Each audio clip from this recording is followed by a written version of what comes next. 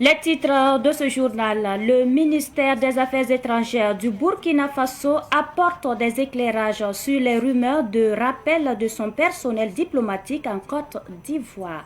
Dans un démenti, il précise que les récentes rotations de personnel à l'ambassade du Burkina Faso en Côte d'Ivoire n'ont aucun lien avec une quelconque crise entre les deux pays.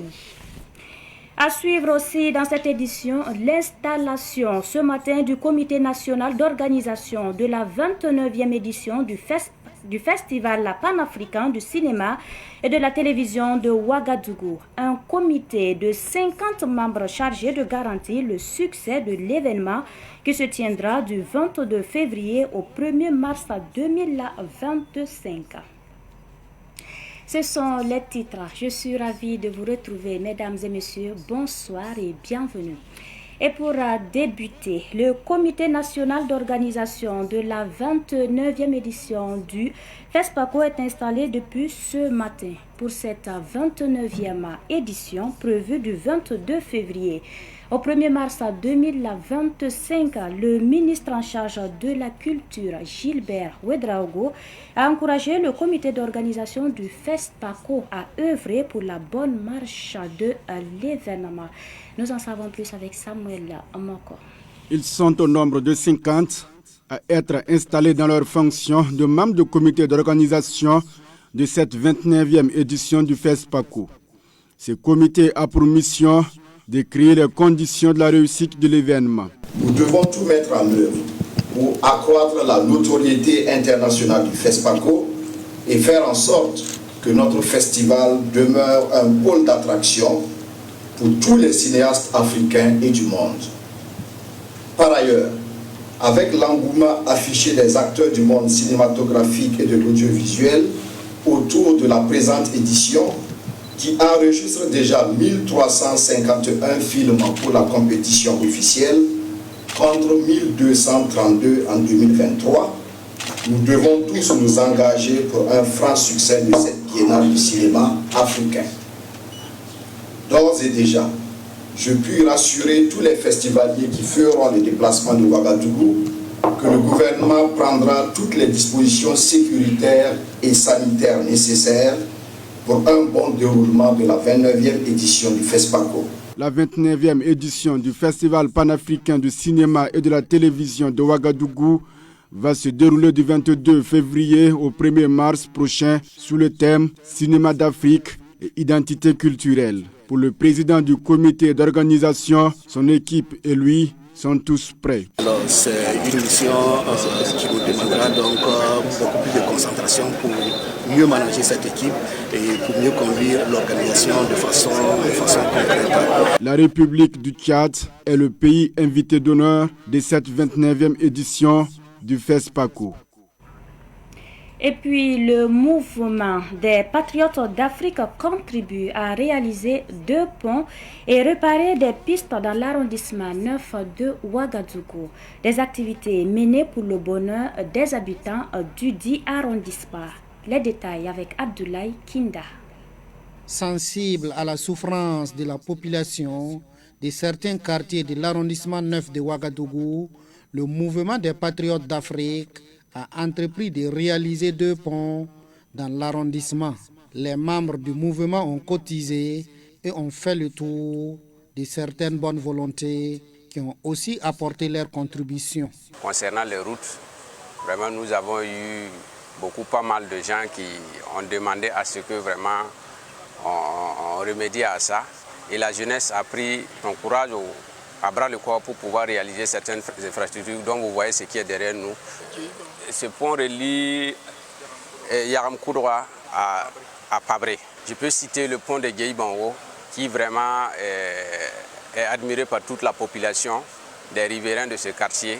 Et c'est grâce à la population et à la jeunesse qui s'est mis dans le travail pour pouvoir réaliser ce pont pour que tout le monde y gagne satisfaction.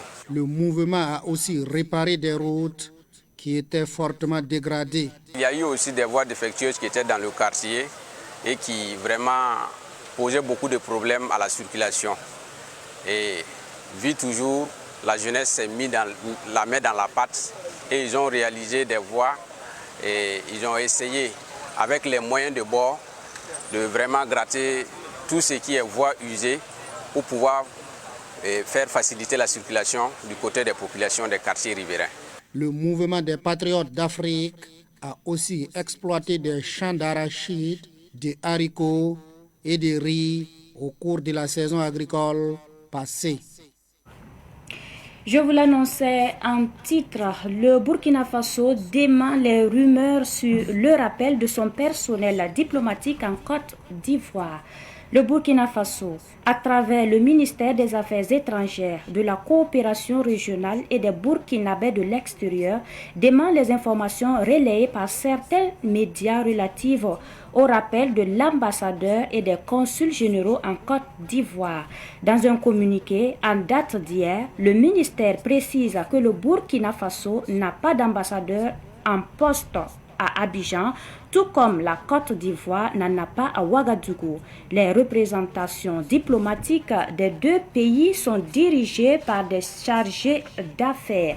Le ministère explique également que le récent rappel de certains membres de la mission diplomatique s'inscrit dans un mouvement administratif habituel et n'a aucun lien avec une éventuelle crise entre les deux pays. Une nouvelle équipe déjà en fonction assure la continuité des activités, comme en témoigne la cérémonie de montée des couleurs tenue le 6 janvier dernier à l'ambassade du Burkina Faso à Abidjan. Par ailleurs, le ministère souligne que les relations entre le Burkina Faso et la Côte d'Ivoire restent sereines et constructives. Et puis cette actualité, le président du Faso a assuré hier à la communauté burkinabé vivant au Ghana de sa détermination à vaincre le terrorisme et l'impérialisme au Burkina Faso, à l'occasion de son passage à Accra pour l'investiture du nouveau président ghanéen. Le capitaine Ibrahim Traoré a rencontré les Burkinabés au Ghana, à qui il a souligné l'unité et la solidarité entre eux. On écoute un extrait. J'aimerais aussi rendre hommage à nos vaillantes forces combattantes qui se battent corps et âme, comme vous pouvez le suivre, pour que notre Burkina Faso reste debout. Métier noble, des hommes intègres. À chaque fois qu'ils se lancent dans la brousse, ils savent bien que certains vont y rester, mais le devoir les appelle. C'est ça le métier de l'arme. On a la nostalgie souvent, mais ceux qui ont la chance aujourd'hui de défendre le Burkina, il faut les encourager, les applaudir. Lorsqu'ils s'en vont, ne les pleurons pas et nous apitoyer sur notre sort. Si nous les pleurons, c'est que nous devons les venger. Rendez-les hommage autant que vous pouvez. Et ils ont juré de défendre notre chère patrie jusqu'au sacrifice suprême.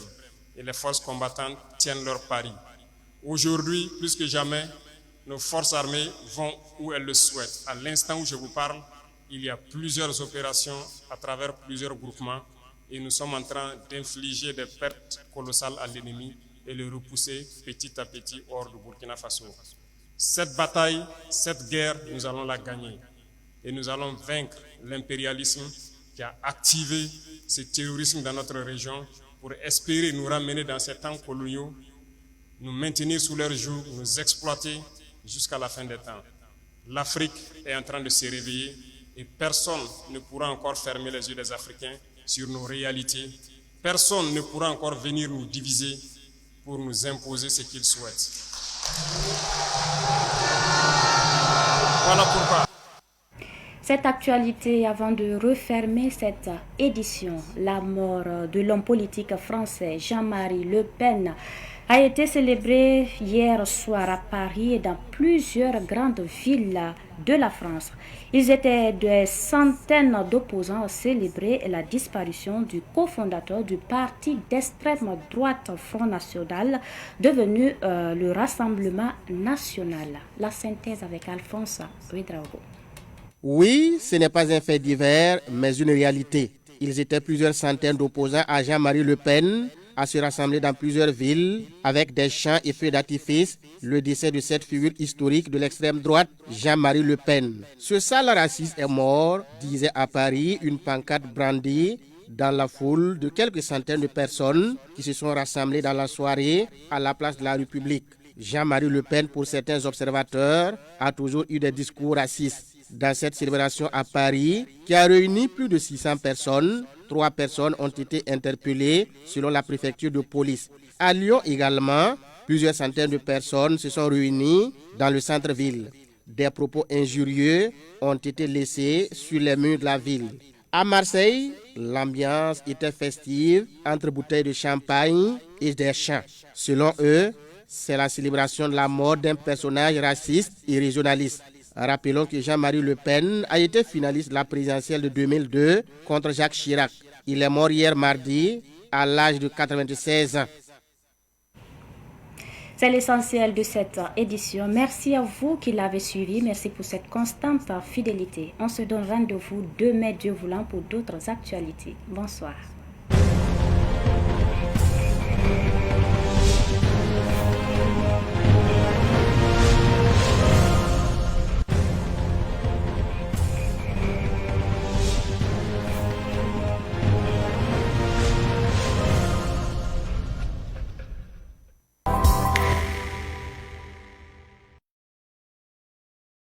Thank you.